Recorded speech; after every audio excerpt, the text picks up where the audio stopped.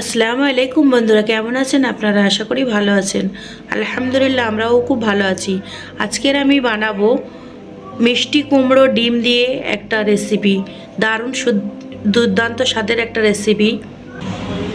বাড়িতে আমরা সবসময় মাছ মাংস খেতে খেতে একঘেয়েমি হয়ে যায়, তখন যদি আমরা সবজি দিয়ে আর ডিম দিয়ে এরকম একটা রেসিপি তৈরি করে নিই, দারুণ খেতে হবে। বন্ধুরা, আপনারা এখানে রুটি ভাত বা পরোটা সব কিছুর সঙ্গে আপনারা এটা খেতে পারবেন। চলুন দেখে নিই কীভাবে এই রেসিপিটা আমি তৈরি করি, নতুন স্বাদের রেসিপি।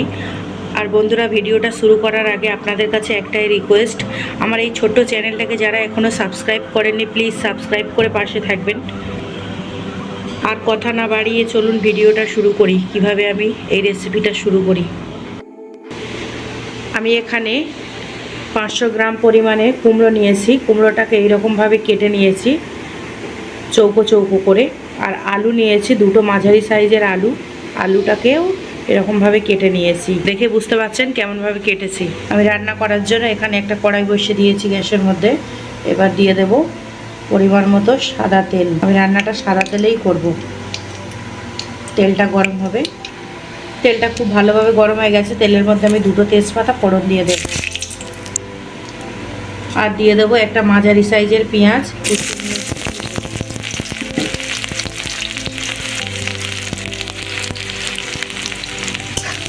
দিয়ে একটু হালকা লাল করে ভেজে নেব।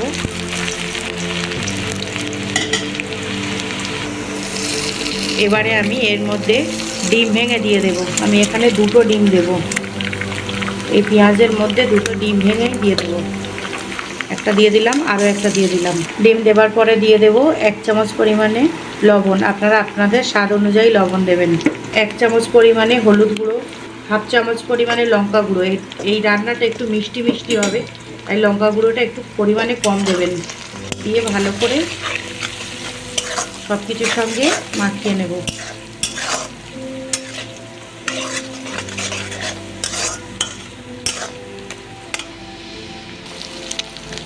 এবার দিয়ে দেবো 1 চামচ পরিমাণে আদা রসুন বাটা।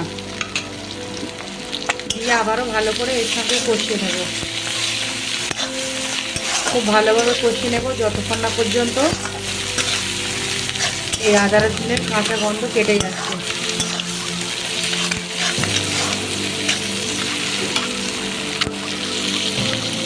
খুব ভালোভাবে আমি এখানে 2 মিনিটের মতো কষিয়ে নিয়েছি।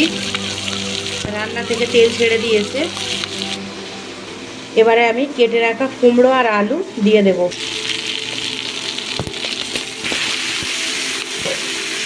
দিয়ে ভালো করে আবারও কষিয়ে নেব।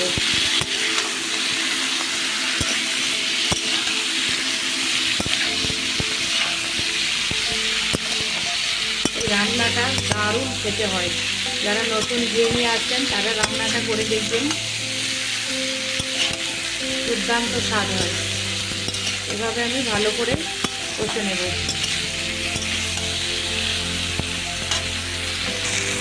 খুব ভালোভাবে কষানো হয়ে গেছে।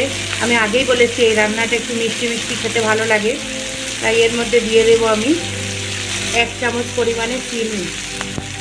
এমনিতে কুমড়োটা মিষ্টি থাকে, যেহেতু এটা মিষ্টি কুমড়ো, তারপরেও আমি 1 চামচ পরিমাণে চিনি দিলাম।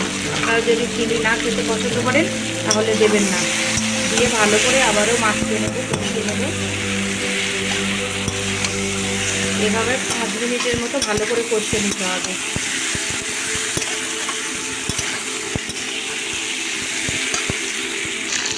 খুব ভালোভাবে কষানো হয়ে গেছে। আমি এর মধ্যে দিয়ে দেব গরম পানি। যেহেতু খুব ভালোভাবে কষানো হয়ে গেছে, যে কোনো রান্নায় খুব ভালোভাবে কষানো হয়ে গেলে তারপরে গরম পানি যোগ করলে রান্নার স্বাদটা খুব ভালো থাকে। দিয়ে দিলাম পরিমাণ মতো গরম পানি। এতটা পরিমাণে দেবেন যেন এটা ভালো করে সিদ্ধ হয়। দিয়ে আমি ঢাকনা দিয়ে রান্না করে নেব। আমি রান্নাটা 5-7 মিনিটের মতো রান্না করে নিয়েছি। প্রায় অনেকটা ঝোল কমে গেছে। এবার দেখব সিদ্ধ হয়েছে কি না। এরকম খুন্তি দিয়ে চেপে দেখলাম, খুব ভালোভাবে সিদ্ধ হয়ে গেছে। রান্নাটা আমার প্রায় হয়ে এসছে। আমি সব শেষে দিয়ে দেব একটু গরম মশলার গুঁড়ো। অবশ্যই আপনারা এখানে গরম মশলাটা দেবার চেষ্টা করবেন। দিয়ে ভালো করে আবারও মেখে নেব।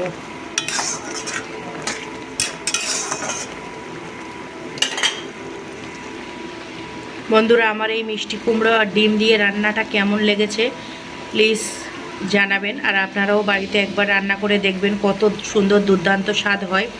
আর যদি আপনাদের কাছে রান্না করে ভালো লাগে তাহলে ভিডিওটাকে লাইক করবেন, কমেন্ট করবেন আর বন্ধুদের সঙ্গে শেয়ার করবেন। সকলে ভালো থাকবেন, সুস্থ থাকবেন। ধন্যবাদ। দেখা হবে আবার কোনো এক ভিডিওতে ইনশাআল্লাহ।